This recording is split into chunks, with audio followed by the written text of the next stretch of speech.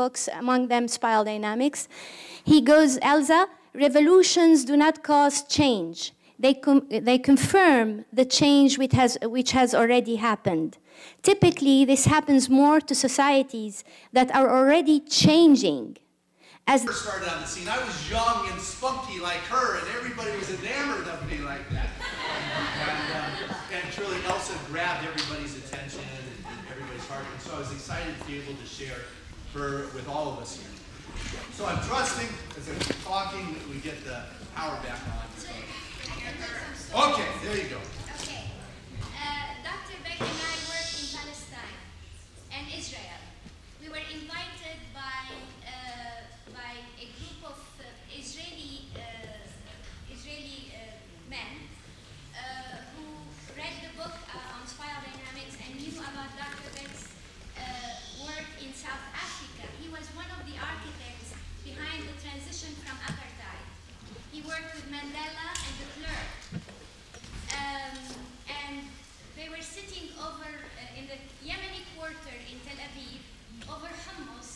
They were finishing the hummus and looking at the moon, and they said, what if we invite Don Beck and Elsa to come and work with us here? They couldn't imagine this is going to happen. So they came to New York, Don was speaking, and they invited him, and he said, send me an email. So they sent him an email. Don has a donor who was ready to support him in anywhere he wants to work in the world. He's a home builder from Omaha. He has no clue where Israel and Palestine are. But he believes in the work of Don Beck. Don called me and he said, Elsa, we want to go to Israel and Palestine. I said, sure. I hung up the phone and I looked at Saeed, my husband. I said, shit. Israelis are the enemies. Palestinians are the enemies. I mean, I'm a meditator. Going with ready to support him anywhere he wants to work. Amazing. He's a home builder from Omaha. He has no clue where Israel and Palestine are. But he believes in the work of Don Beck. Don called me and he said, Elsa, we want to go to Israel and Palestine. I said, sure. I hung up the phone and I looked at Saeed, my husband. I said, shit. Israelis are the enemies. Palestinians are the enemies.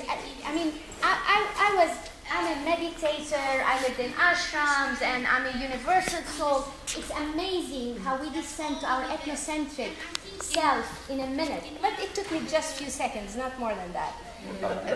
Because Lebanese, I'm originally from Lebanon. Lebanese killed Israelis and Palestinians and Israelis killed Lebanese. So be careful when you talk about your fellow Tea Partiers or fellow Occupy Wall Streeters, not to descend into ethnocentric like I did, ethnocentric feelings like I did. So we went the first time there, we listened. That's all we did. And I think in one of the movies we saw on slavery, someone said, which is really important, they said, we listen to them and they tell us how we want to design to relieve slavery. It's not a Western way of relieving slavery. I wrote a couple of articles for the Huffington Post talking about Arab-style democracy. We cannot have the illusion, we tried in Iraq, it didn't work, to bring our own style of democracy to the Arab world or to Africa or to anywhere in the world. So the first few trips we listened, and I have a concept I call indigenous intelligence. Indigenous, it's not Native American only, it's everyone, every person, every intelligence that understands their own culture. I'm an Arab. I'm well educated on the history of the Arab world. I'm well educated on the history of the Palestinian and Israeli conflict. But I don't know much today of what's happening there. So I went and listened. And I listened to these indigenous intelligences. Indigenous intelligence is a grandmother in the refugee camps. It's a grandmother in Israel who's sitting at home, but they know, they have an intuitive feeling of what the culture needs. Beware of grandmothers. Are there any grandmothers here? Yes, grandmother power. Your wisdom is amazing, and we definitely need to avail from your wisdom. So we listen to them, and our methodology, and I wouldn't take any theory. What they told us when we first went to Israel and Palestine, they said, please do not use us as guinea pigs. Because they have every professor from every Ivy League university coming in and testing their theory on these wonderful human beings. I said no. I'm a sister. I'm an Arab sister, and I feel I'm an Israeli sister as well. And I'm not going to allow this to happen. If I didn't know that this developmental theory can really understand the intelligences in a culture, I wouldn't dare taking it to anywhere in the Middle East or anywhere in Africa. I also work in the Philippines, anywhere in the Philippines as well. So, I wish I can show you some slides.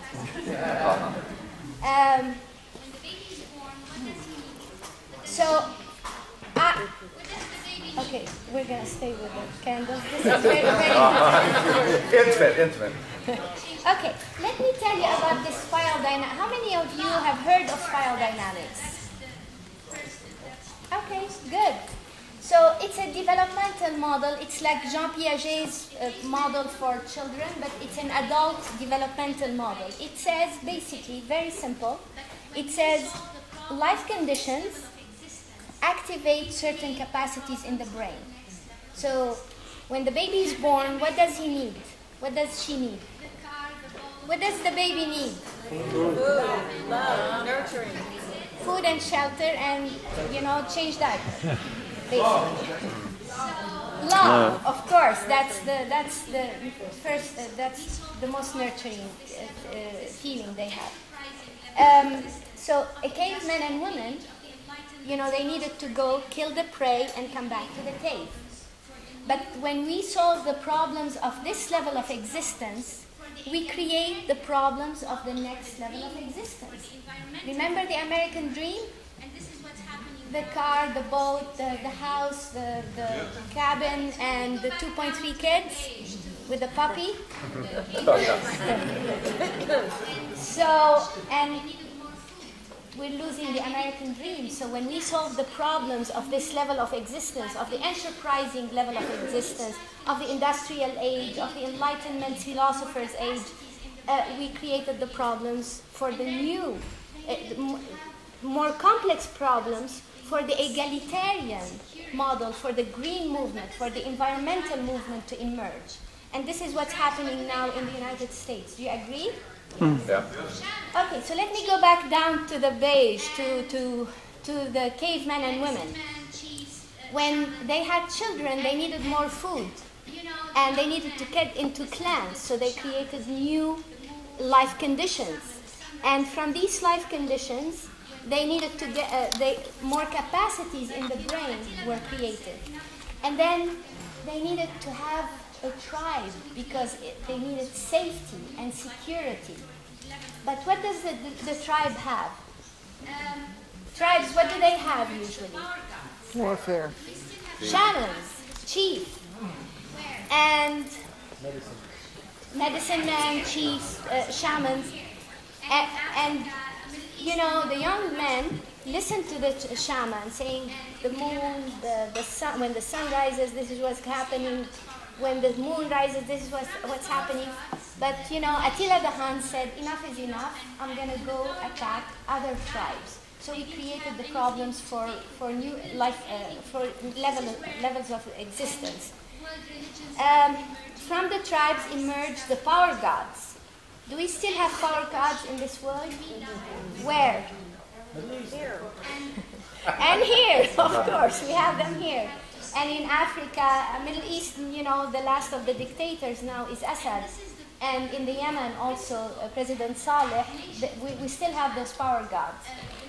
From the power gods, nations emerged, you know, and when the power god died, they didn't have anything to take with them. They couldn't take anything with them. This is when world religions started emerging 5,000 to 6,000 years ago. To answer the question, when we die, where do we go? And by answering that question, we have to save now, sacrifice now, to gain later. And this is the principle of nation building as well. The Middle East is barely going through it right now. Europe went through it in the Middle Ages. Remember the Spanish Inquisition? Does it remind you of something today? Of what?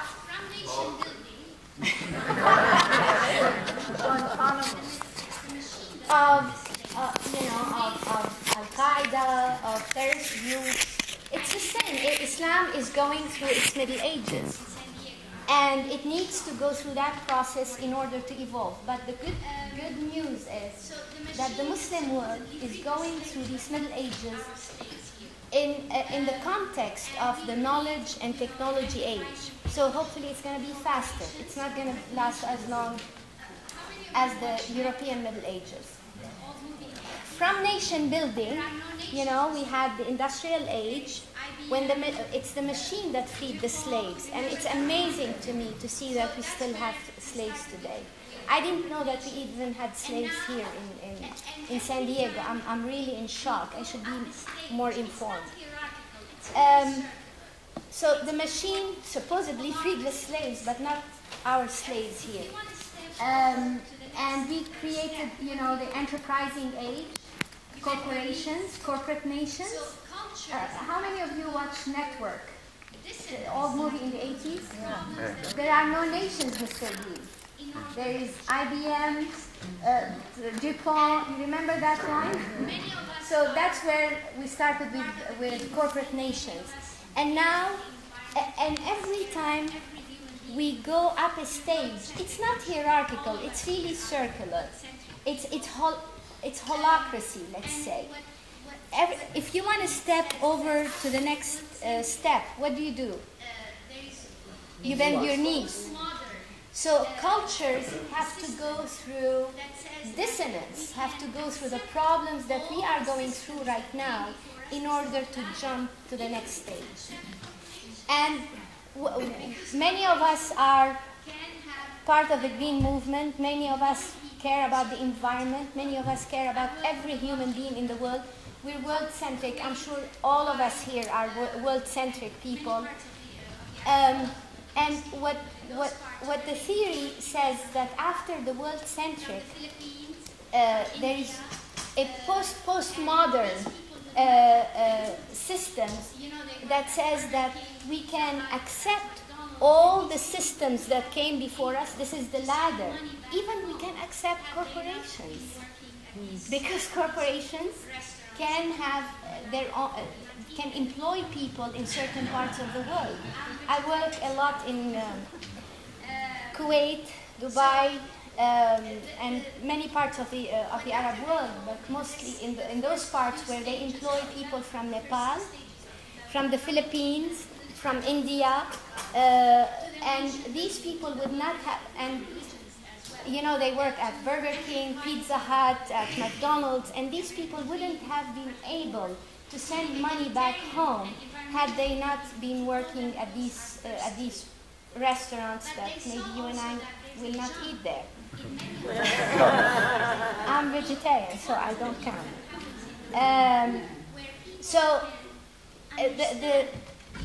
What Dr. Beck called the first few stages of development, the first 6 stages of development, from the caveman to the tribal, to the power gods, to the nation building, to the world religions as well, to enterprising thinking, the American dream, not anymore, to the egalitarian and environmental thinking. He called them, those are first tier. But they saw also that there's a jump in many of us. There's like a leap, a quantum leap that happens in the brain where people can understand the importance of all these levels. So religion is important.